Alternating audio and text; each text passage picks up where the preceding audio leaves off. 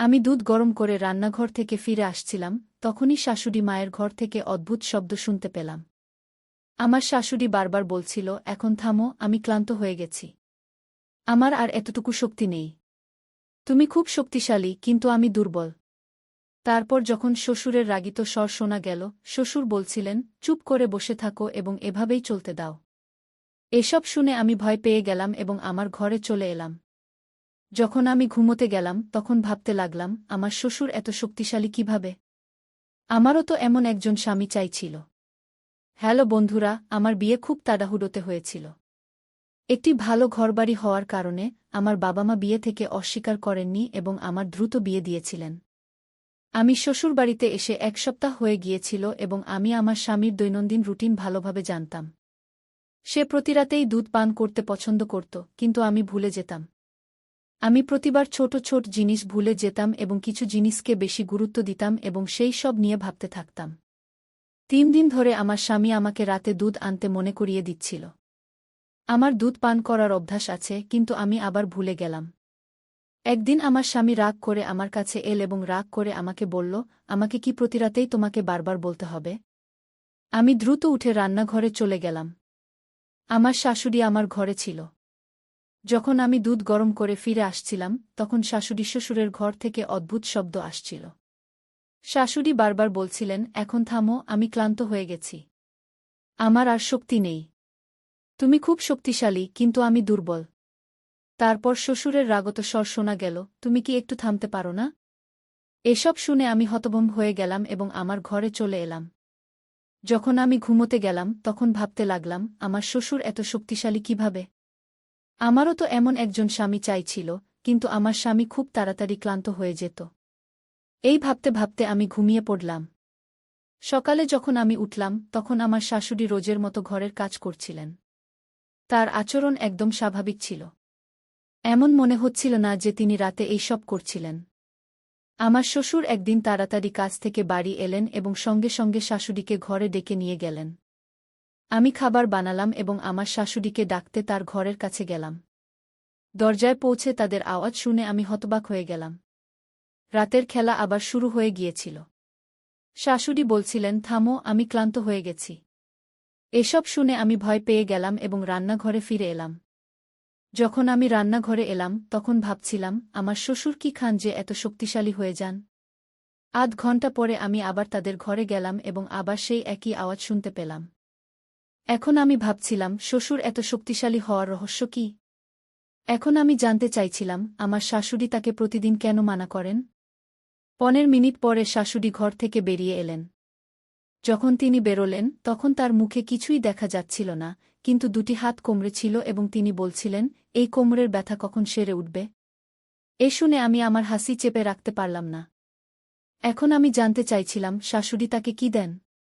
আমার নজর আমার শাশুড়ির উপর ছিল। আমার স্বামী তাদের থেকে খুব আলাদা ছিলেন। তিনি তাড়াতাড়ি ঘুমিয়ে পড়তেন এবং আমি আমার স্বামীর ভালোবাসার আকাঙ্ক্ষা রাত জাগতাম। তখনই আমার নজর শাশুড়ির ঘরের উপর যেত। তাকে দেখে আমি অবাক হতাম যে তিনি এই বয়সেও কিভাবে মজা করতে পারেন। স্বামী তো ঘুমিয়েছিলেন, কিন্তু আমি ভাবছিলাম, আমার স্বামীও যদি আমার শ্বশুরের মতো হতেন। তাদের দরজার কাছে শাশুড়ির আওয়াজ শোনা যাচ্ছিল, এখন থামো, আমাকে ছেড়ে দাও। এ শুনে আমি খুব অস্বস্তি বোধ করলাম। তারপর আমি ভাবলাম, আমাকে তাদের ঘরে গিয়ে দেখতে হবে যে তারা আসলে কি করেন এবং শাশুড়ি শ্বশুরকে কি খাওয়ান। আমি এটি জানার চেষ্টা করলাম, কিন্তু কিছুই জানতে পারলাম না। তারপর আমি ভাবলাম, সেই জিনিসটি ঘরে লুকানো থাকবে। তাই আমি দেখতে চাইছিলাম তারা এখন কি করেন। তারপর আমি উঠে শাশুড়ি শ্বশুরের ঘরে চলে গেলাম। ঘরে আলো জ্বলছিল, এর মানে তারা ঘুমোচ্ছিলেন না। জানালা থেকে আওয়াজ আসছিল, শাশুড়ি বলছিলেন, তুমি আমাকে এই বয়সেও ছাড়ছ না? তুমি জানো এখন আমি ক্লান্ত হয়ে গেছি। শ্বশুর বলছিলেন, একটু সহ্য করো, তারপর তোমার ব্যথা থাকবে না। কিছুক্ষণের জন্য শাশুড়ি শান্ত হয়ে গেলেন। আমি জানালা দিয়ে দেখার চেষ্টা করলাম, কিন্তু পর্দা টানা ছিল। আওয়াজ শোনা যাচ্ছিল, কিন্তু কিছু দেখা যাচ্ছিল না। এটি দেখে আমি হতাশ হয়ে গেলাম এবং আমার ঘরে ফিরে এলাম। আমিও আমার বিছানায় এসে ঘুমিয়ে পড়লাম। তখনই আমার স্বামী রাগ করে বললেন, এই সময় কোথা থেকে আসছ? তার প্রশ্ন আমাকে হতবাক করে দিল। আমি তার দিকে ভালো করে তাকালাম, তখন স্বামী তার বিছানা থেকে উঠে দাঁড়ালেন এবং আমার দিকে অদ্ভুত দৃষ্টিতে তাকিয়ে বললেন, তুমি আমার সম্পর্কে কি ভাবছ? আমি ঘুমোচ্ছি, তাই তুমি কিছুই করবে এবং আমার কিছুই জানা থাকবে না। স্বামীর তারা আমাকে বিরক্ত করেছিল। তারা বলল, সত্যি বলো তুমি কোথায় গিয়েছিলে? আমি তৎক্ষণাৎ বললাম, আমার ভাল লাগছিল না, মাথা ব্যথা হচ্ছিল, তাই আমি বাইরে উঠানে চলে গিয়েছিলাম। এখন তুমিই বলো, এতে কি ভুল আছে? আমি একটু জোরে বললাম। সে এক মুহূর্তের জন্য চুপ থাকল এবং বলল, বাইরে উঠানে যাওয়ার কি দরকার ছিল? পরের বার যখন তোমার মাথা ব্যথা করবে আমাকে জাগিয়ে দিও। তোমার একা বাইরে যাওয়ার দরকার নেই। এটা বলেই তারা আবার ঘুমিয়ে পড়ল। জানি না আমার মনে কি চলছিল, আমি তাদের ভালোবাসার জন্য তৃষ্ণার্ত ছিলাম, কিন্তু নিজে থেকে তাদের কাছে যাওয়ার সাহস পাচ্ছিলাম না। সেই রাতে কখন ঘুম এসেছিল আমি নিজেই টের পাইনি। এখন আমি শাশুড়ির ঘর থেকে দিনরাত একই আওয়াজ শুনতে পাচ্ছিলাম এবং ভাবছিলাম এটা কি করছে। পরের দিন আমার স্বামী বলল, আমি 3 দিনের জন্য বাইরে যাচ্ছি। যখন সে আমাকে এটা জানাল, আমার মাথায় একটি চমৎকার ধারণা এল। আমি ভাবলাম, দেখি আজ তাদের ঘরে কি হচ্ছে। আমার শাশুড়ি সন্ধ্যায় খাবার খাওয়ার পর বাইরে হাঁটতে যাচ্ছিল এবং তারা দুজনেই পরস্পরের সাথে কথা বলছিল। আমি তাদের দেখে অবাক হয়ে যেতাম যে এই বয়সেও তারা একে অপরের সাথে সময় কাটায়। তাদের এবং আমার জীবন খুব আলাদা ছিল। তারা এই বয়সেও পূর্ণ জীবন যাপন করছিল আর আমরা আলাদা ছিলাম। সেদিন আমি দ্রুত আমার সব কাজ শেষ করলাম এবং আমার শাশুড়ি শ্বশুরের ঘরে চলে গেলাম। আজ আমি শাশুড়ির ঘরে লুকিয়ে সত্যি জানার চেষ্টা করছিলাম। আমার শ্বশুর তার স্ত্রীকে খুব ভালোবাসেন এবং তাকে খুব খুশি রাখেন। আমার স্বামী আমাকে ততটা খুশি রাখতে পারে না, তাই আমি জানতে চেয়েছিলাম আমার শ্বশুর এমন কি খান যা তাদের এত শক্তিশালী করে তোলে। আমি এটা আমার স্বামীকে দিতে চেয়েছিলাম। এটা দেখার জন্য আমি সেই রাতে তাদের ঘরে লুকিয়েছিলাম। সেই রাতে আমি যা দেখলাম তাতে আমি হতবাক হয়ে গেলাম। আমি তাদের কোনো শর্ত ছাড়াই দেখছিলাম। কিছুক্ষণ পর আমি উঠে দাঁড়ালাম এবং তাদের কাছে গেলাম। তারা আমাকে অবাক হয়ে দেখছিল, তাদের বিশ্বাসই হচ্ছিল না যে আমি তাদের ঘরে আছি। পরের দিন আমার স্বামীও বাড়িতে ছিল না এবং এখন আমি আবার সিদ্ধান্ত নিলাম যে আমি রাত কাটাবো আমার শ্বশুরের ঘরেই। সম্ভবত এটা আমার শাশুড়ির জানা ছিল, তাই সে রাগ করে আমাকে বলল, আজ রাতে তুমি যদি আমাদের ঘরে আসো, তাহলে আমার থেকে খারাপ কেউ হবে না। এটা শুনে আমি খুবই বিরক্ত হলাম। ঠিক তখনই আমার শ্বশুর সেখানে চলে এলেন। আমাদের কথা বলতে দেখে তিনি আমাদের দিকে এলেন এবং আমার দিকে তাকালেন। তারপর আমি মৃদু স্বরে বললাম, মা আমাকে রাতে ঘরে আসতে মানা করছেন। এটা শুনে আমার শ্বশুর খুব রেগে গেলেন এবং রাগত স্বরে তার দিকে তাকিয়ে বললেন, বুকে মানা করো না। তার উপর আমার ঠিক ততটাই অধিকার আছে যতটা তোমাদের উপর আছে। তারপর তুমি তাকে কেন মানা করছ? যা তুমি নিজে করতে পারো না তাকে করতে দাও। তার চলে যাওয়ার পর আমার শাশুড়ি বলল, যদি তুমি আজ আমাদের ঘরে আসো, তাহলে আমি তোমার স্বামীকে তোমার বিরুদ্ধে করে দেব। এটা শুনে আমি খুবই বিরক্ত হলাম। যদি সে আমার স্বামীকে আমার বিরুদ্ধে কিছু বলে, তাহলে সে আমার উপর রাগ করবে। আমার পক্ষে এসব সহ্য করা অসম্ভব ছিল। আমি জানতাম আমার স্বামী সন্দেহপ্রবণ মানুষ। যদি তার মনে কোনো কথা ঢুকে যায় তাহলে তা দূর করা সহজ নয়। আমার এখনও মনে আছে, যখন প্রথম দিকে একবার আমি ঘর থেকে বাইরে চলে গিয়েছিলাম, তখন সে আমাকে কত রাগ করে কথা বলেছিল। আমি তার চোখে সন্দেহ দেখে ভয় পেয়ে গিয়েছিলাম। যদি আমার শাশুড়ি এমন কিছু বলে তাহলে আমি কি করব? আর আমার স্বামী তার মায়ের কথা শুনবে এবং তার উপরই বিশ্বাস করবে। তারপর আমি সিদ্ধান্ত নিলাম যে আমি আমার শাশুড়ির কথা মানব, তার সাথে মিশে যাব এবং সে রাগ করবে না। সে আমার স্বামীকে আমার বিরুদ্ধে করার চেষ্টা করবে না। আমি রাতের খাবারের পরপরই আমার ঘরে চলে গেলাম এবং ঘুমিয়ে পড়লাম। আমি খুব খুশি ছিলাম যে গতকাল আমি আমার শ্বশুরের ঘরে গিয়েছিলাম এবং তাদের দেখে আমি আনন্দ পেয়েছিলাম। কিন্তু যখন আমার শাশুড়ির আচরণের কথা মনে পড়ল, আমি চুপ হয়ে গেলাম। ঠিক তখনই দরজায় কড়া নাড়ল। আমি দরজা খুললাম, সামনে আমার শ্বশুর দাঁড়িয়েছিলেন। তিনি আমাকে অবাক হয়ে দেখলেন এবং বললেন, আজ তোমাকে আমার ঘরে আসার কথা ছিল, এখনও কেন আসনি? তার কথায় আমি ভাবনায় পড়ে গেলাম এবং বললাম, আজ আমার শরীর ভালো নেই।